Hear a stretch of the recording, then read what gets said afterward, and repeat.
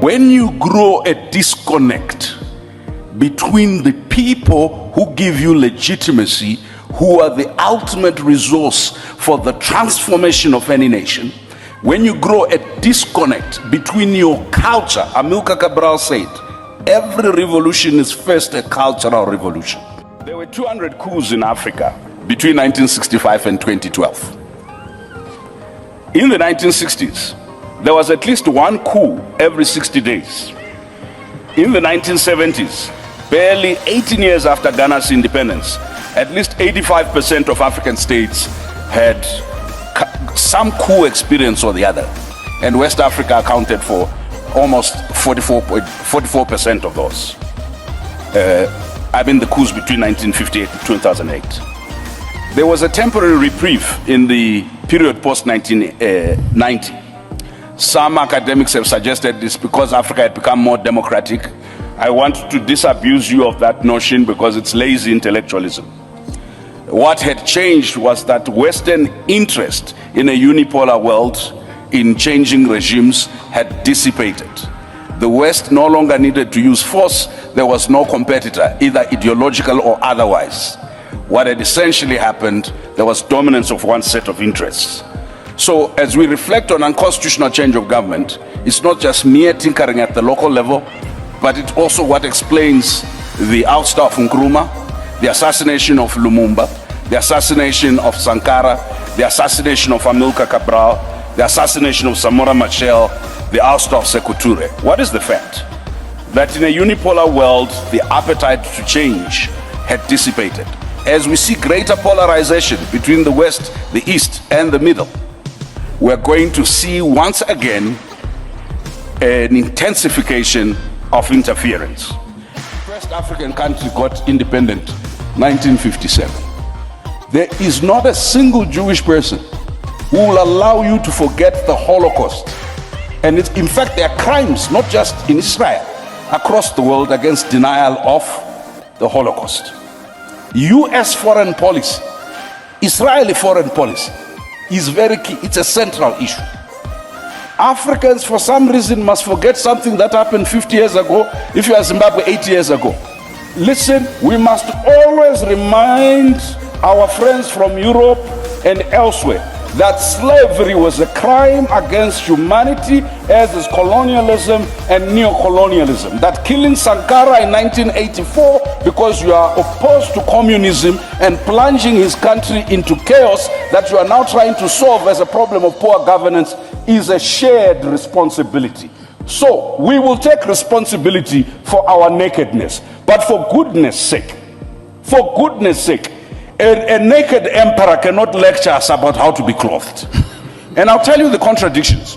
When Europeans first came here, if you come to the south of the continent, ladies did not wear long skirts and they did not cover their top. Then they said, no, that's indecent. So we covered everything, including the head. And then the Europeans have decided to go nude now. Now the dress code in Europe is pre-colonial Africa. And then when our kids try and dress up that way, we say it's an African. We are confused around ownership. So lastly, Chairperson, the taboos.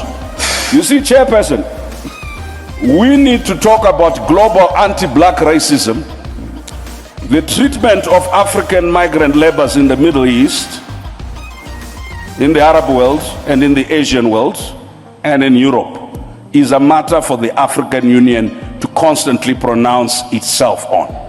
And I'm glad, Chairperson, you issued a statement on George Floyd, but I'm waiting for the African Union resolution from last January on reparations. There was a formal policy of the United States government in 2015 for reparations by companies behind the Holocaust. There needs to be, the conversation on reparations is not to be settled by African political elites, right? Today, Zimbabwe is paying back white commercial farmers reparations. But when you talk about any reparations, it's like the black body is not worth repair. What we must do is endure, be resilient, go forward, don't look back, trudge on. But today, with the scramble of Africa that PLO was talking about, they will interfere here whether we put in place the right policies or we put in place the good governance. Why? They need the lithium. And if your right policy is not consistent with their green energy transition that they control, they will take you out and they will cause instability. We cannot do it as single countries. We are not uniting because it's the good thing to do. We are not uniting because it's the principled thing to do. If we don't unite, we will perish. If each one of our small countries, as economically unviable as we are, rush in order to prove distinctiveness, I'll tell you what will happen. We will be so fragmented intellectually, politically. Our institutions will have no meaning. Let me end with something more positive. I think Pan-Africanism flavor is alive today. You adults, you only listen when you have had a few glasses of wine to Afrobeat. And of course, you don't like this thing. They're always singing about body parts and so on and so forth.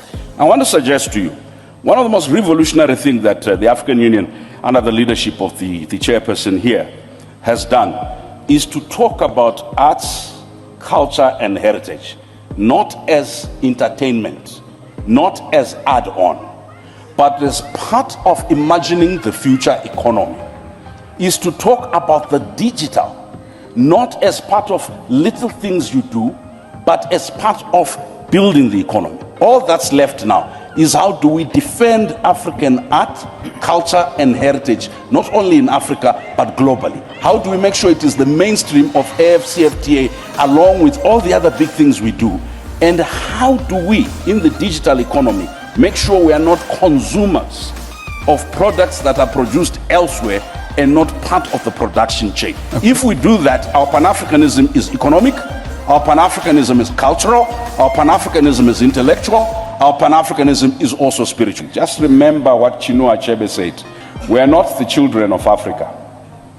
We are the parents of Africa, because the Africa that we want is yet to be born. And we are the ones that history has charged with the responsibility to give birth to the Africa we want. So whatever we are frustrated with respect to the African Union, our responsibility is how do we make the normative frameworks and the institutions work, but how do we build the repository of expertise so that the African Union at any given time has access to the best brains, the best technical expertise in any field on the continent. The intervention in Iraq was couched in very benign terms.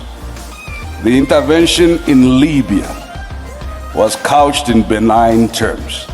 I could give you 100 interventions where the justification, objectively speaking, was on the basis that there was evidence either of genocide or evidence.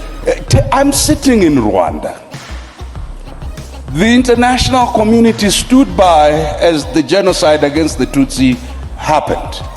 Yet in the same year, they were intervening in West Africa. The construct of benign and malign is controlled and related to the question of narrative and strategic self-interest.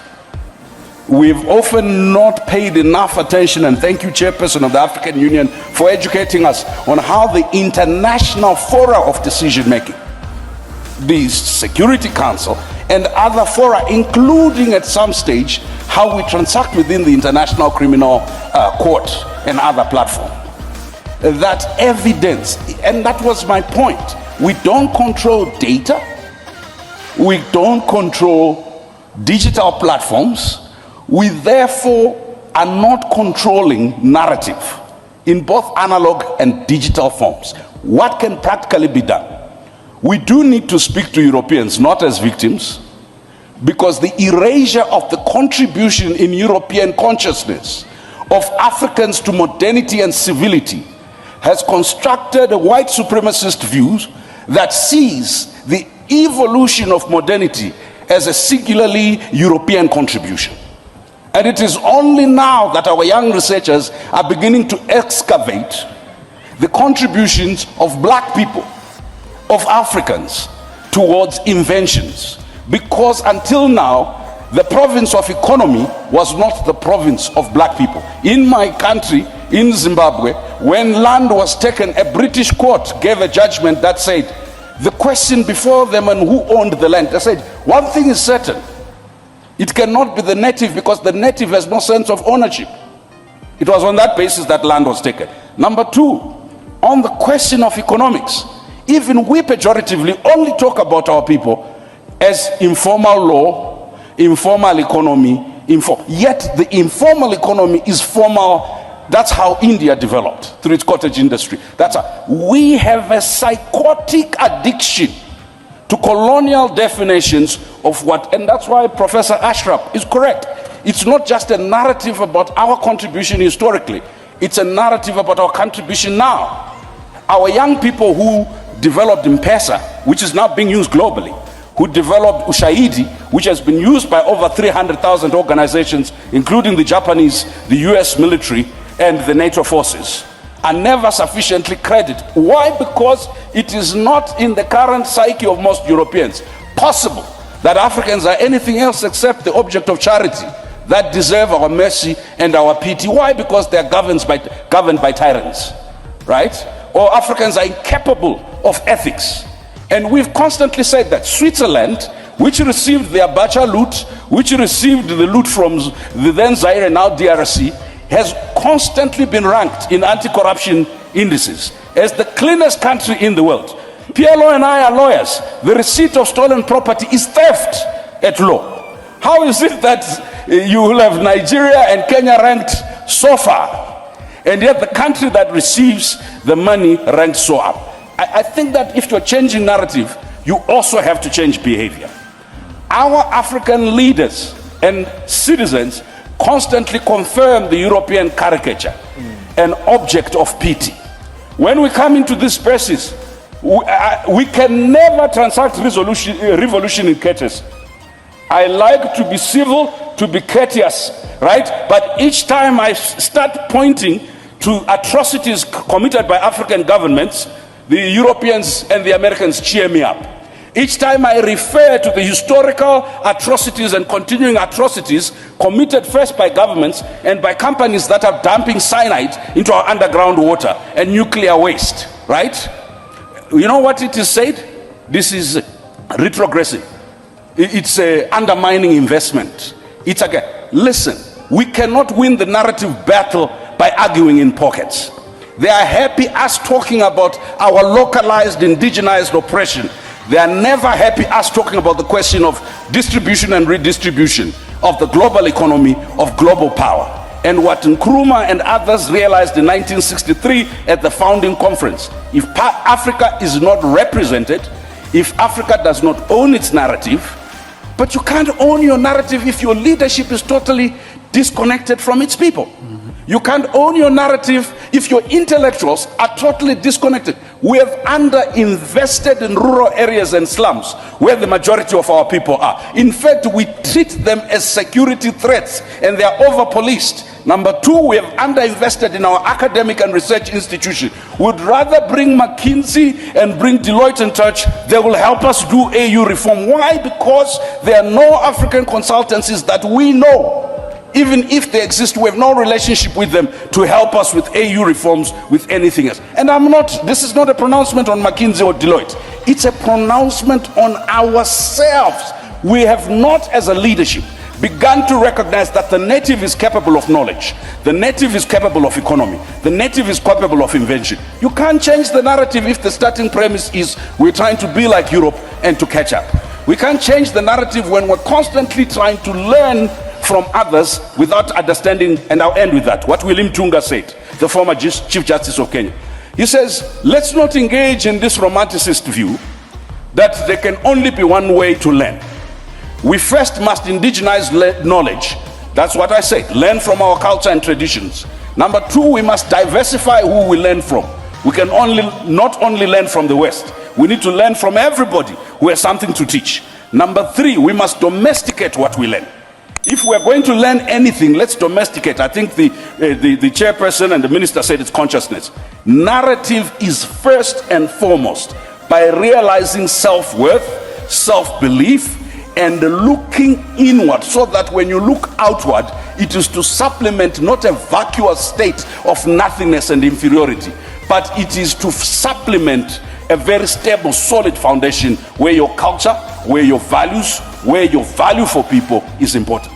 A people that cannot feed themselves, that depend on foreigners to feed them, will become slaves, either willingly or by force, until this continent assures its stomach infrastructure by its ability to feed itself, until this continent assures its mental infrastructure by the ability to think for itself and ideate. Then this continent will be thought for by others, fed by others. There's no liberty without these liberated intellectual zones and the ability to feed yourself. So interference happens because of our own inferiority and because of the supremacist views of others.